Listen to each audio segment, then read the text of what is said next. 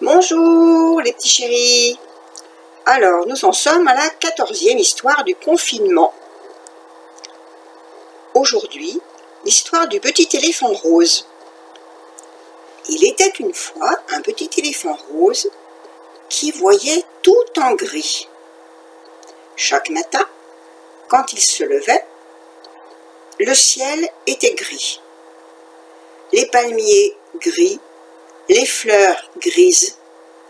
Le petit éléphant rose trempait sa trompe dans son bol de chocolat gris. Puis, il prenait son cartable gris pour partir à une école toute grise après avoir fait un bisou à sa maman éléphant toute grise.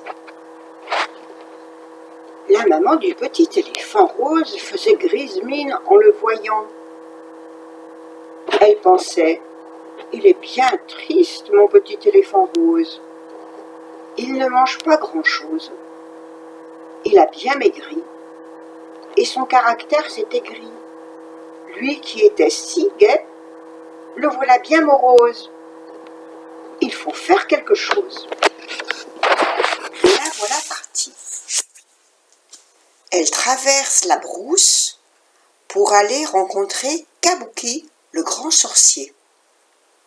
Elle le supplie: Kabuki, tu es un sage, donne-moi quelque chose, un de tes gris-gris magiques, pour que mon petit éléphant rose soit guéri. Le grand sorcier Kabuki part dans la grande forêt tropicale. Et quand il revient, il a avec lui un petit oiseau joli, gai comme un pinson, jaune comme un canari, chanteur comme un rouge-gorge, vif comme un colibri.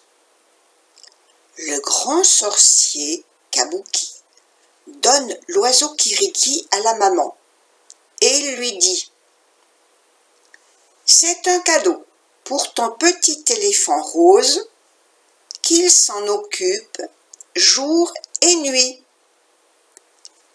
Ce soir-là, le petit éléphant rose revient de son école grise. Il jette son cartable gris en ronchonnant: quelle mauvaise journée!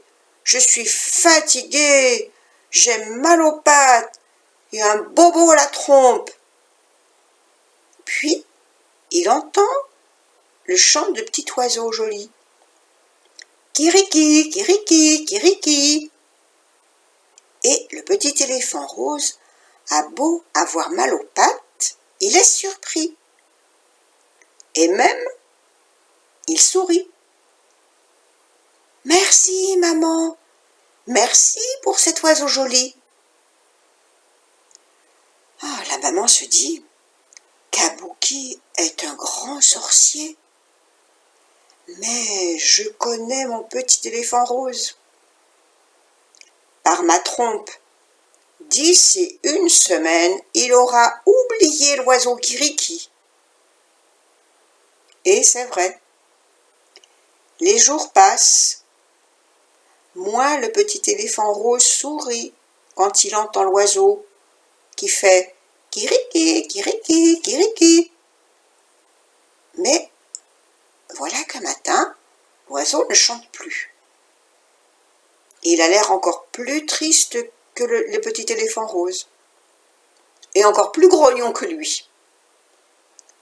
Le petit éléphant rose en est tout surpris. Oh, que c'est désagréable, un petit oiseau joli qui ne chante plus. Il est peut-être malade. Le petit éléphant rose est très inquiet. Il ne pense plus à autre chose qu'à soigner son oiseau Kiriki. Il lui amène des graines de kiwi et des pétales de rose pour qu'il se repose. Le lendemain, l'oiseau Kiriki pousse un petit Kiri. Et l'éléphant rose sourit en voyant son ami qui reprend appétit. Le petit éléphant rose emmène avec lui Kiriki. Kiriki est content, alors il chante « Kiriki, Kiriki, Kiriki » et le petit éléphant rose sourit. Tout le monde autour de lui est bien surpris. Il n'a plus l'air grognon, le petit éléphant rose. Il n'a plus la queue en tire-bouchon et les oreilles en chiffon. Autour du petit éléphant rose, le monde reprend ses vraies couleurs.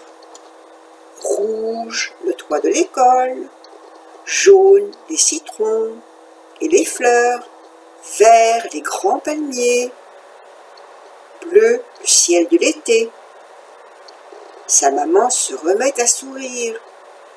Quant au grand sorcier Kabuki, il est reparti au fond de la grande forêt tropicale. Il va chercher un oiseau Kiriki pour glisser dans les cartables de tous les enfants grognons qui ont le nez en tire-bouchon et les oreilles en chiffon. Voilà une courte histoire aujourd'hui. À demain les petits enfants.